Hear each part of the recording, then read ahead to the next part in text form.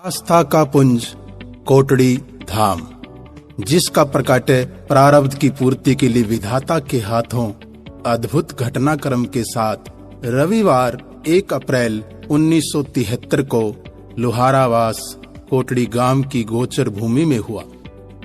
इस घटना की हजारों आंखें साक्षी बनी और आज भी घटनाक्रम का हाल बताने वाले अनेक पुरुष मिल ही जाएंगे, जो वृद्ध हो चुके हैं, परंतु वे आज भी इस प्रकाट्य घटनाक्रम को चमत्कारी मानते हैं। स्वर्णिम इतिहास के पन्नों से कोटड़ी धाम में प्रकटा आस्था का स्थल आज मेड़ क्षेत्रीय स्वर्णकार समाज की नहीं आपूति समूचा वर्ग समुदाय यहाँ विराजमान माँ श्री सावित्री के देवीय शक्ति के आगे नतमस्तक है और अपने श्रद्धा सुमन अर्पित करते हैं। माँ श्री सावित्री की महिमा अपरंपार है तथा इसी महिमा के चलते दूर दूर से श्रद्धालु प्रतिवर्ष चैत्र एवं भाद्रपद मेले के अतिरिक्त प्रतिदिन माँ के दरबार में आकर उसका स्नेहाशीष पाते हैं। आस्था का यह धार्मिक स्थल कोटड़ी धाम प्रकाट्य से लेकर आज तक एक लंबी यात्रा कर चुका है। इस यात्रा में आए उतार चढ़ावों से यह धाम अछूता नहीं रह सका, मगर आज भी यहाँ होने वाले आयोजनों एवं गतिविधियों की यात्रा अनवरत प्रगतिमान है।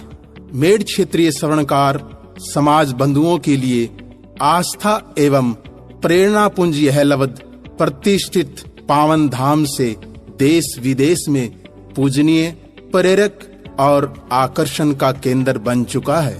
श्रद्धालु जन यहाँ विभिन्न अवसरों पर प्रवास करके दर्शन कर दान देकर आशावान रहकर शांति और सौहार्द का एहसास पाते हैं।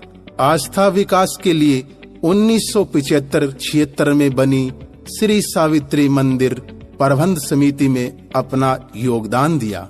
मार्च 2005 में उक्त समिति का स्वरूप बदलकर श्री सावित्री जन कल्याण ट्रस्ट कोटड़ी धाम का नाम दिया गया, जिसे देवस्थान विभाग जयपुर में पंजीकृत कराया, जिसके माध्यम से आज यहाँ विकास के काम निरंतर जारी है।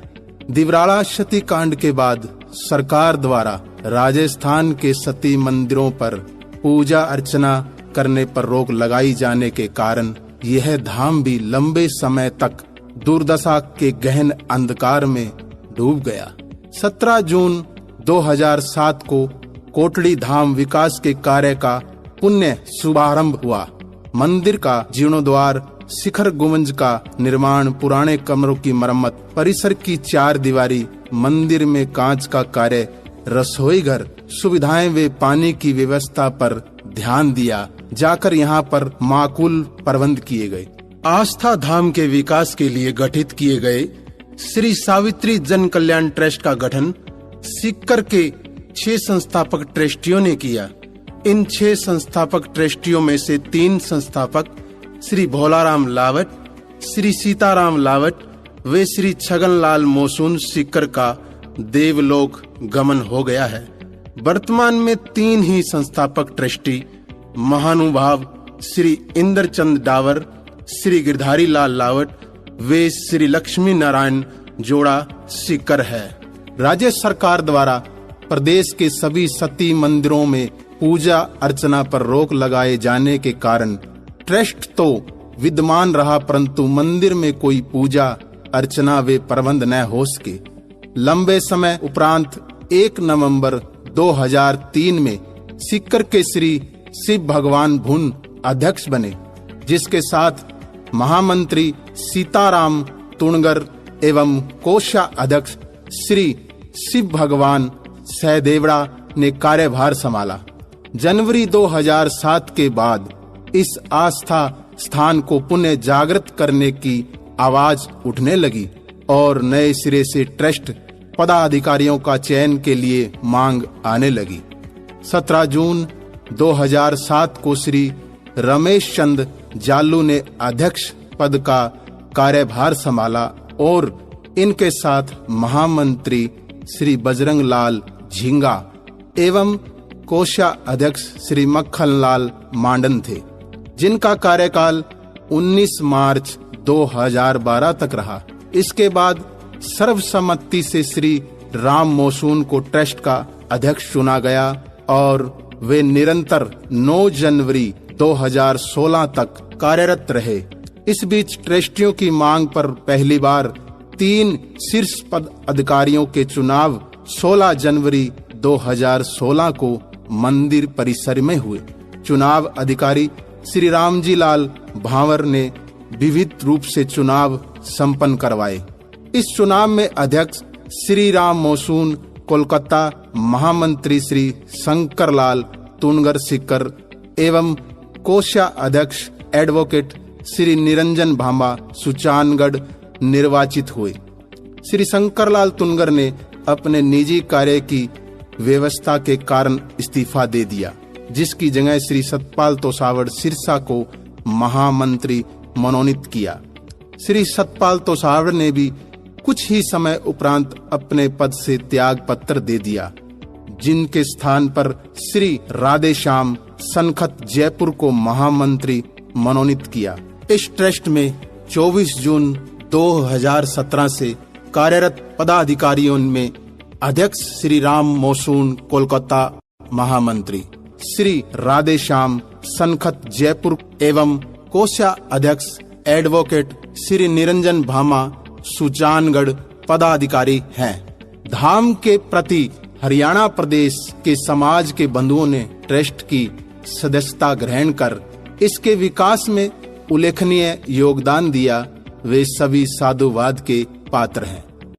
जुलाई 2017 में कोटड़ी की विकास यात्रा में अर्थ सहयोग के लिए दिल्ली में पहली बार अधिवेशन आयोजित हुआ।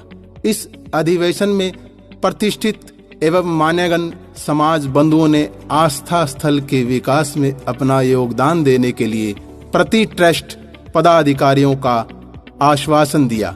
इस कार्यक्रम में मंदिर सुरक्षा के लिए स्टील जाली लगाने एवं नया मुख्य द्वार बनाने की दानदाताओं द्वारा घोषणा हो चुकी थी।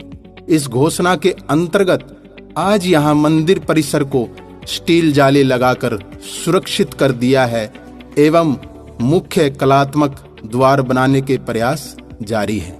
इस समय मंदिर में 1 मंजिल तक कमरे दानदाताओं के सहयोग से बने हैं। एक बड़ा हॉल और रंगमंच भी दानदाताओं परिवार के सहयोग से बन गया है। बिजली की खपत कम करने के लिए सौर ऊर्जा प्लांट भी दानदाताओं ने लगवा दिया है। संत निवास, पानी संग्रह की बड़ी टंकियां, पानी का बोरवेल तथा सभी कमरों में पानी सप्लाई वे शौचालयों में स्नान घर में पानी मिले, इसकी भी व्यवस्था यहां अब सुचारू है।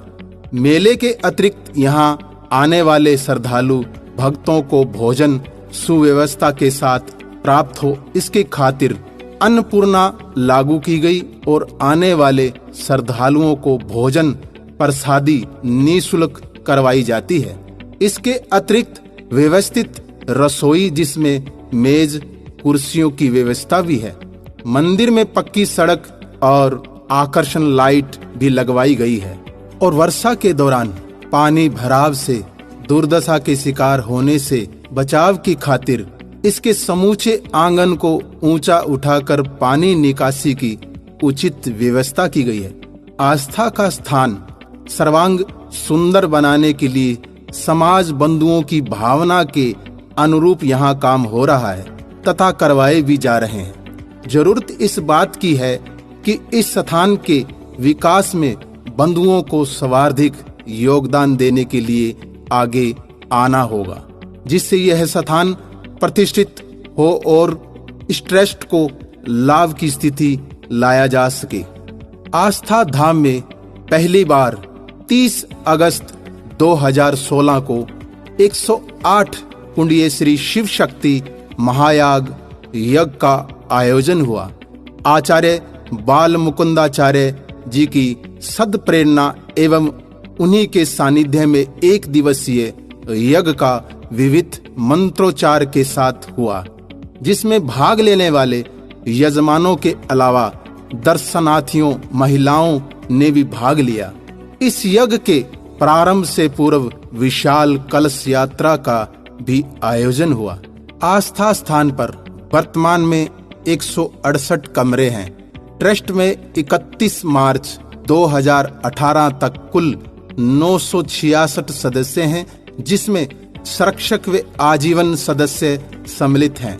कौशल विकास योजना के अंतर्गत दानदाता के माध्यम से एक कंप्यूटर सेंटर जन कल्याण के लिए खुला हुआ है, जिसमें कोटड़ी गांव एवं आसपास के बच्चे निःशुल्क कंप्यूटर शिक्षा के लिए प्रतिदिन आते हैं। सन 2009 का भादवा मेला। इसी स्थल पर अटल विश्वास के प्रत्येक वट वृक्ष के नीचे स्वर्गीय श्री ताराचंद खलवलिया ने कोलकाता से आए श्री दुलीचंद धल्ला के भीतर एक तूफान जगाया और कहा कि मुझे विश्वास है तुम यह काम कर सकते हो, माई का मंगल पाठ बने।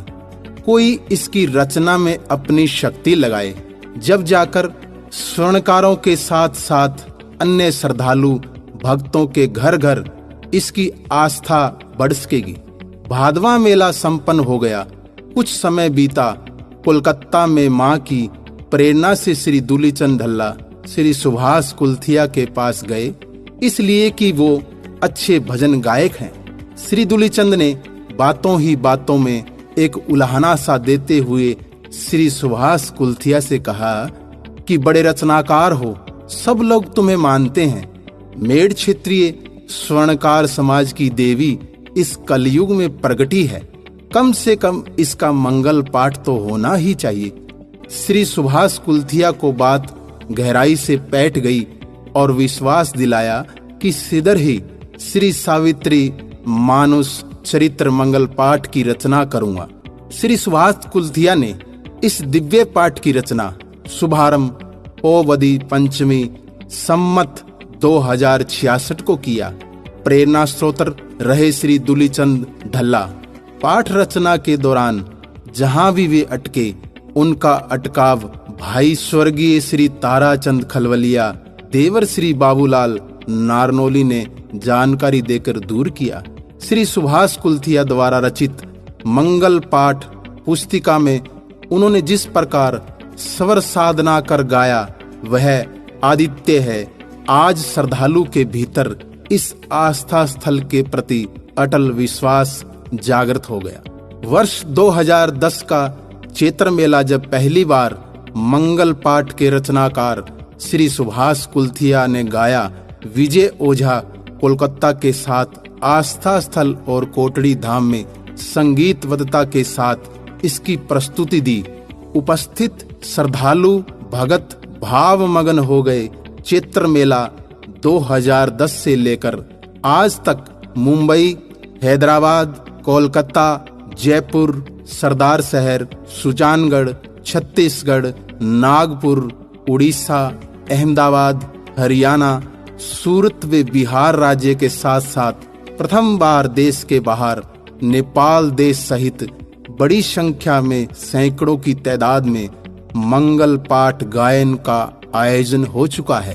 कोटड़ी धाम में आयोजित होने वाले प्रत्येक मंगल पाठ कार्यक्रम में नाट्य कलाकारों द्वारा विभिन्न प्रसंगों पर संजीव झांकी भी प्रस्तुत की जाने लगी, जिसके कारण कार्यक्रम की सुंदरता को चार चांद लग गए।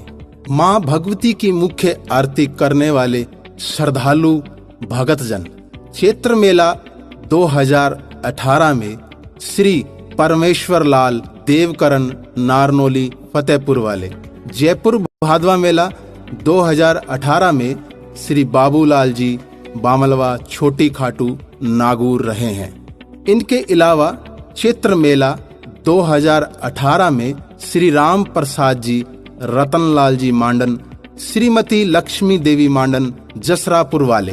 प्रेरणा फाउंडेशन जयपुर एवं भादवा मेला 2018 में मानकचंद सुंदर देवी कड़ेल ट्रस्ट के सौजन्य से राजलेदसर वाले हाल बीकानेर द्वारा बाल भोग एवं भंडारा प्रसादी का आयोजन किया गया। आस्था स्थल केवल मात्र मेड़ क्षेत्रीय समाज का नहीं, अपितु सर्वजन का एक आकर्षण केंद्र, जिसके लिए स्वर्णकार समाज को समर्पित भाव से अपना योगदान देना चाहिए ताकि सर्वजन समाज को जान सके। इस स्थान के विकास के लिए अनेक अवसर अभी हैं। मेले के दौरान कमरों की मारामारी कम करने के लिए कमरों का निर्माण की आवश्यकता है। पार्किंग व्यवस्था के लिए भूमि की जरूरत है। मुख्य सड़क पर इस स्थान का भव्य एवं कलात्मक मुख्य द्वार बने और भक्तों को समुचित व्यवस्था मिले। इसके प्रयास में ट्रस्ट पदाधिकारियों को दौड़ भाग करनी होगी। पूरे राष्ट्र में इस स्थान की जानकारी के लिए प्रदेश स्तरीय मुख्य पदाधिकारियों का मनोनयन कर प्रयास किया है, परंतु इस कार्य में जिम्मेदारी के साथ पदाधिकारियों का काम करेंगे तो परिणाम अति सुंदर आएंगे। जन भावना से जुड़ा यह आस्था का केंद्र आपका अपना केंद्र है। इसकी निरंतर प्रगति में बिना किसी गिला शिकवा के जुट जाएंगे तो यह केंद्र पूरे देश में रानी सती मंदिर की तरह ख्याति पाएगा। आस्था का पुंज कोटड़ी धाम।